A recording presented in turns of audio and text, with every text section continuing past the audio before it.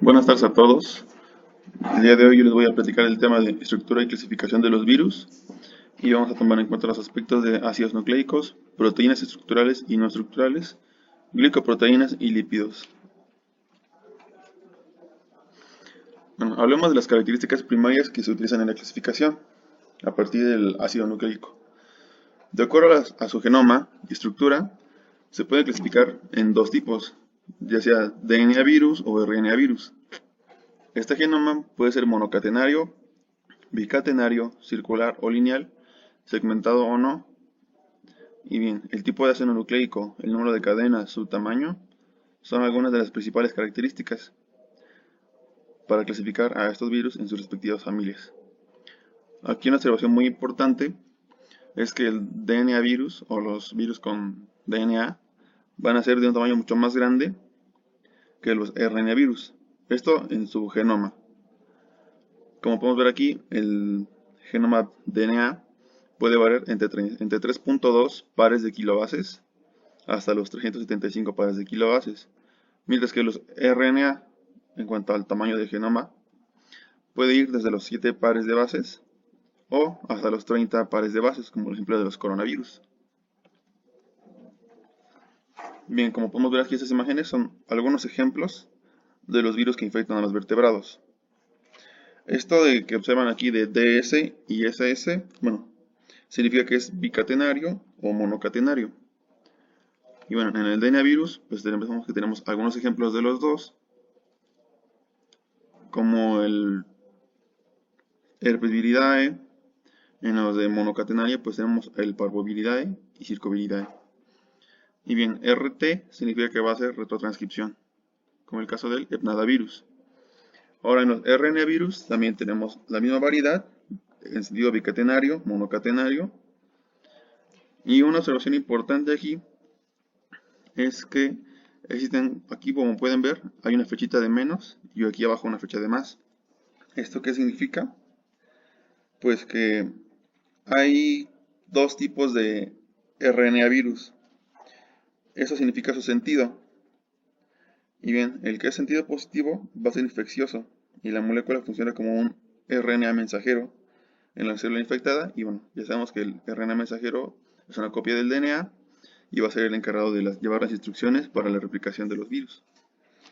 Y su diferencia con el de sentido negativo es que este no va a ser infeccioso al primer momento, o sea, en el primer paso. El primero, el virión, recordemos que el virión es una partícula viral completa. Y bueno, esta va a servir para transferir el ácido nucleico viral de una célula a otra. En los RNA virus de sentido negativo, el virión lleva una polimerasa de RNA que en la célula esto va a ser una transcripción de las moléculas del RNA genómico. Y bien, en las moléculas del RNA complementario, cada una de las cuales va a actuar como RNA, o sea, lleva un paso antes de la reproducción. Bien, aquí podemos observar algunas familias que pueden infectarnos. Y como la primera clasificación es del ácido nucleico, ya sea DNA o RNA, su simetría en cuanto a la cápside, esto lo vamos a explicar más adelante. Pero bueno, como pueden ver aquí, pues hay icosaédrica, compleja, helicoidal y desconocida. Bueno, desconocida hasta el momento. Su sensibilidad al éter, su número de capsómeros, el tamaño de la partícula y lo que vimos aquí antes, el tamaño del ácido nucleico del virión, ya sea en pares de bases o pares de kilobases. Y pues si el tamaño físico aquí sí es bicatenario o monocatenario. Otra de las diferencias de los DNA virus o RNA virus es que todos los grupos del DNA virus tienen genoma, en sus genomas van a utilizar una sola molécula del ADN y tienen una configuración lineal o circular. Mientras que el RNA viral existen varias formas, puede ser de cadena simple o doble, segmentado o no segmentado, circular o lineal. Y bueno, esto va a dar pauta a una gran diversidad de taxonomía. Como podemos ver en la imagen, pues tenemos la cadena simple, la doble cadena, la cadena doble segmentada. Y en DNA pues solo tenemos de tres opciones, la cadena simple, la doble cadena y la circular. Ahora, otro punto importante que quiero mencionar es en cuanto al ARN, que es su polaridad. Como vimos anteriormente, hay dos tipos de sentido positivo y negativo. Acá los que dicen de sentido positivo de nuevo, codifica como ARN mensajero y se va a traducir a proteína. Y en el caso de la polaridad negativa o sentido negativo, pues primero pasa de ARN positivo, o sea, de sentido positivo, como digamos, como expliqué anteriormente, por la polimerasa del RNA, para que haya primero una transcripción previa, y esto ya se puede traducir a proteína. Y hay por último los de polaridad mixta o de doble sentido, que son en los casos de los arenavirus.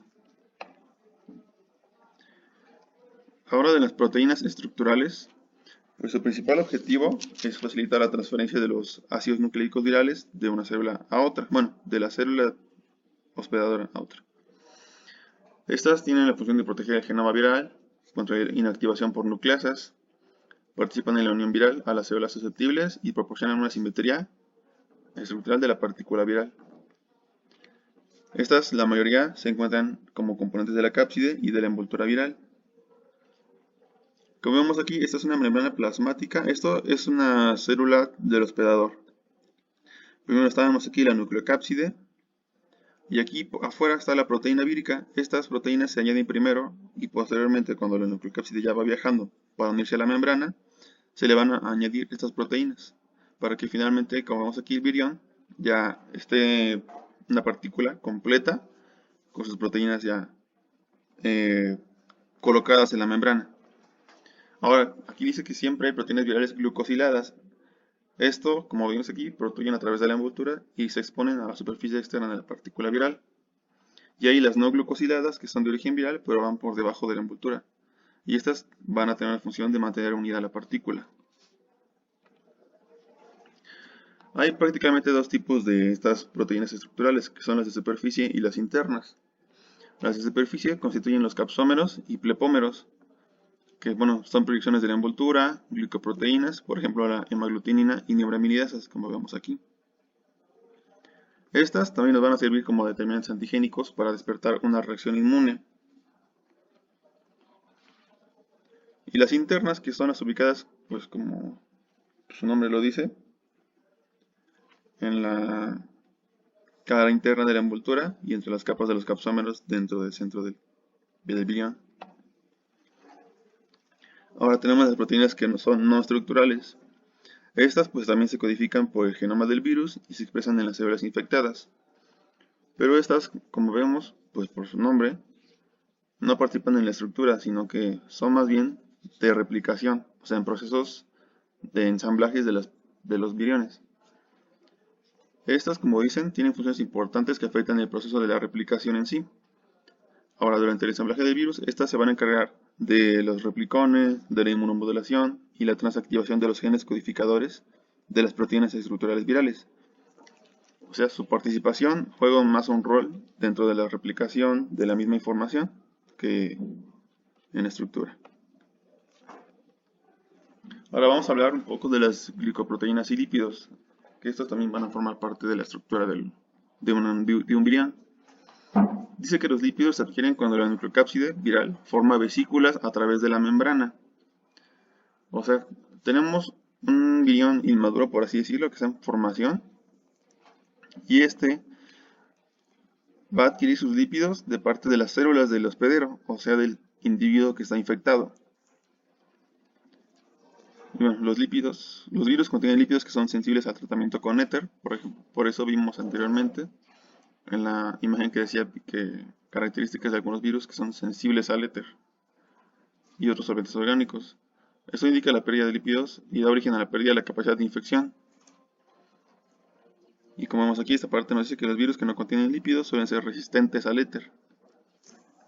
Ahora, esta imagen que podemos observar aquí, tenemos primero una matriz proteínica y aquí lo que vimos anteriormente, ¿no? Neuraminidasa y hemaglutinina, que son glicoproteínas, y esta membrana plasmática, que es la del huésped. En esta imagen es un proceso que se llama gemación de la membrana plasmática. Y bueno, el primer paso es que la hemaglutinina y neuraminidasa se van a insertar en la membrana plasmática del hospedador para que posteriormente la nucleocápside, que es el conjunto de cápside y más el material genético, se va a ir acercando a la superficie interna de esta membranita y se le van a ir uniendo estas glicoproteínas, se le van a ir uniendo acá poco a poco para que al final, como vemos aquí en la flechita, se forme una protuberancia o un chipote. Esta protuberancia de la membrana va a ir formando, junto con su acúmulo, ya una partícula, un virión, que va a ser liberada. O sea, si lo quieren ver así, eso es como un proceso de exocitosis, o sea, como si formara una vesícula y va a ser expulsada. Ahora, la envoltura de un virus es una membrana que está constituida por una doble capa de lípidos.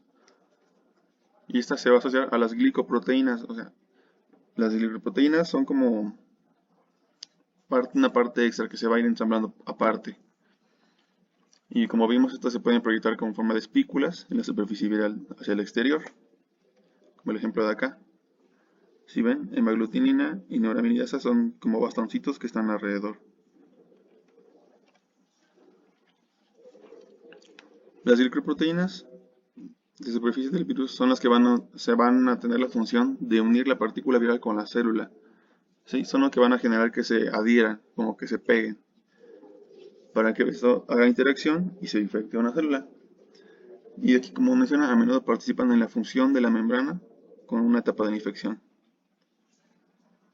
Y también puede haber dos tipos, o sea, no todos los virus tienen envoltura. Hay unos que son virus desnudos, como en el caso de acá, que solo están los capsómeros y el ácido nucleico. Y este que sí, pues tiene una envoltura. Como vemos, tiene una envoltura afuera, una cápside y un ácido nucleico. Vamos a hablar un poco más de las glicoproteínas. Estas, bueno, como ya vimos, forman espículas, que son proteínas integrales de la membrana, y van a atravesar esta bicapa lipídica. Y bueno, una característica general es que presentan tres dominios topológicos.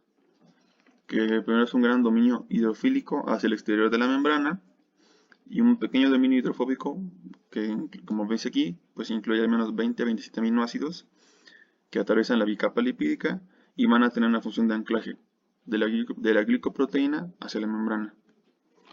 Y un pequeño dominio hidrofílico hacia el interior de la partícula viral. Ahora, las funciones biológicas principales de estas glicoproteínas pues son en la absorción de la célula huésped, en el proceso de fusión que va a permitir la entrada de la nucleocápside viral al citoplasma, y en la brotación, que esto va a permitir la salida del virus envuelto a partir de la célula infectada. Y además, estas glicoproteínas son el blanco de reacción por el sistema inmune, tanto en la respuesta humoral como en la celular. Ahora, para que quede más claro, la principal diferencia entre los lípidos y las glicoproteínas pues es que los lípidos derivan de las células del huésped, del hospedador, del individuo que está infectado, mientras que las envolturas de glucoproteínas pues son codificadas por la misma información que trae el virus en su mRNA. Y bueno, pues por si no les ha quedado muy claro, estas glucoproteínas pues son antígenos, eso van a despertar una respuesta antigénica como ya vimos aquí. Ahora, hablando de la cápside, de la nucleocápside y los tipos de simetría, bueno, primero empezamos con la cápside. La cápside, o cubierta proteica de un virus, se compone de muchas moléculas de proteínas. Estas se van a unir para formar las pequeñas unidades que se llaman capsómeros y que en conjunto van a componer la cápside. Estas proteínas pues están codificadas por el propio genoma del virus. Esto va a significar que es el virus y no la célula hospedadora la que proporciona las instrucciones. Esta cápside va a determinar lo que son los tipos de simetría. Ahora, la nucleocápside es un complejo de proteína y ácido nucleico que va a formar la totalidad de los viriones, y este está constituido por una cápside más su ácido nucleico que va a estar encerrado pues dentro de la cápside. Y dependiendo del virus, la nucleocápside puede corresponder a un núcleo desnudo o está rodeada por una cubierta membranosa, como lo que vimos anteriormente. Y aquí puedo ver otra vez en esta imagen, miren, un icosaedro desnudo, solamente tiene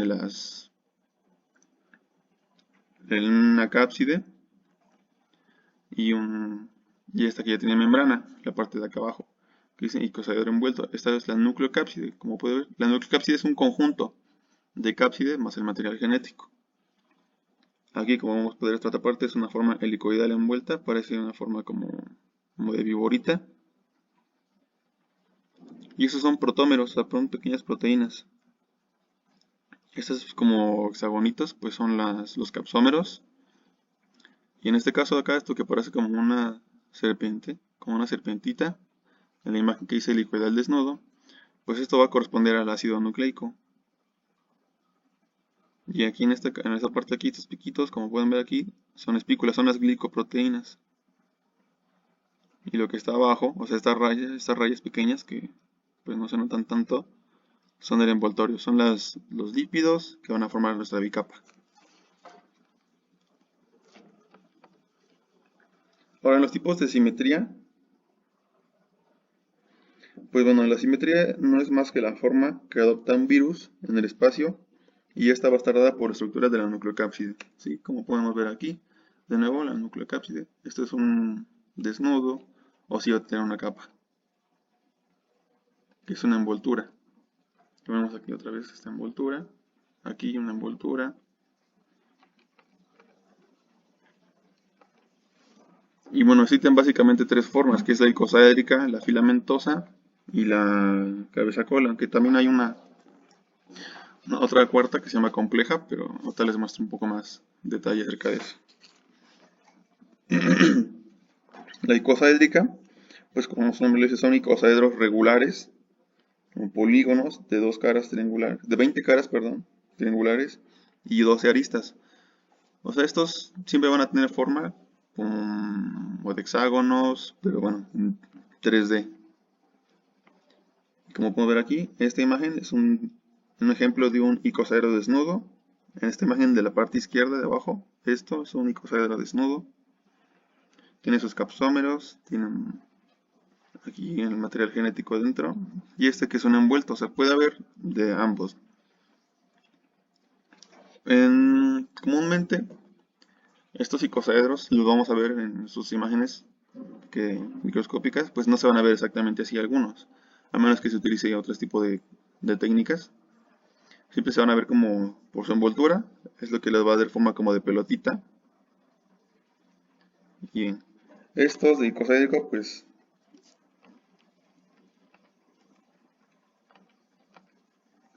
son básicamente esta estructura. Y el filamentoso, o bueno, lo pueden ver como filamentoso, como helicoidal, es casi lo mismo. Esto va a tener una nucleocápside cilíndrica, que es esto, aquí. Esto que ven como un resorte, como si fuera un amortiguador. Y bueno, esta puede estar extendida o puede estar enrollada sobre sí misma. ¿Esto qué quiere decir? Que puede estar, como vemos aquí, es como un resorte. O puede estar como si fuera una serpiente enroscada. Y bueno, aquí el ejemplo que tenemos es el del virus del mosaico de tabaco, que es un helicoidal o filamentoso que es desnudo. Y este que tiene estructura envuelta, como el ortomixovirus. Tenemos aquí su nucleocápside y su envoltura, y sus espículas que son las glicoproteínas. Y los que son cabeza o cola, estos básicamente son del tipo de los bacteriófagos. Estos básicamente van a combinar una cabeza que tiene estructura icosaédrica y una cola helicoidal. ¿Sí? Como vemos aquí, un bacteriófago. Pero pues, su composición es prácticamente la misma, ¿no? Tienen un ADN o un ácido nucleico, como lo quieran ver. Una parte que tiene cuello, vaina y sus fibras. Y la otra que es una estructura compleja. Esto pues dice que es una nucleocápside helicoidal o icosaédrica recubierta por una envoltura laxa, o sea, una envoltura que no tiene una forma específica. Puede ser ovoides, esféricos o pleomórficos. Y bien, esta última figura, lo que podemos ver en la primera parte, es un virus que va a estar envuelto con simetría icosaédrica, aunque como les dije, por su envoltura se van a ver redondos, y sus componentes son capsómeros, que son los que componen la nucleocápside, su ácido nucleico, y para recordar de nuevo, para hacer una retroalimentación, la nucleocápside es el conjunto de ácido nucleico y una cápside. Y que a simple vista, o sea, aquí como lo vemos, podríamos pensar que es como el de aquí, un complejo, pero en realidad no. Es un virus con simetría helicoidal, como los de aquí, como los que les mostré acá, el filamentoso, es helicoidal, aunque no lo parezca y porque se ve redondo. Pero como vemos acá, puede haber helicoidales en forma redondita, como es el caso de este, están envueltos, pero su núcleo cápside, bueno, su material genético, pues va a estar enrollado, va a estar hecho, como les dije, en una forma de una serpiente enroscada. Y bueno, por último, la organización del genoma viral, que sirve más para clasificación, pues dice que los virus, no, uno, lo principal que quiero resaltar aquí es que los virus ADN y ARN siempre van a usar el mismo código genético que las células vivas. Pues si no, pues no tenían una forma de reprogramar las células del huésped, ¿verdad? Ahora, las propiedades de este genoma viral, pues van a incluir el tipo de ácido nucleico, ya sea DNA o RNA, el tamaño de sus kilobases o pares de kilobases, su número de cadenas, sencilla, doble, lineal, circular, y lo que ya comentamos, sentido positivo, negativo o polaridad, como lo manejan en algunos textos. Y los segmentos, que dan el número, tamaño, secuencia de nucleótidos. Y aquí también, o sea, el genoma viral también va a contener bases nitrogenadas como guanina y citosina. Y algunas presencias de características especiales como elementos repetitivos, isomerización y su cubierta 5' terminal, a proteínas con un covalente al extremo 5 terminal. Y eso es prácticamente todo en cuanto a la organización de los genomas. Y pues es todo.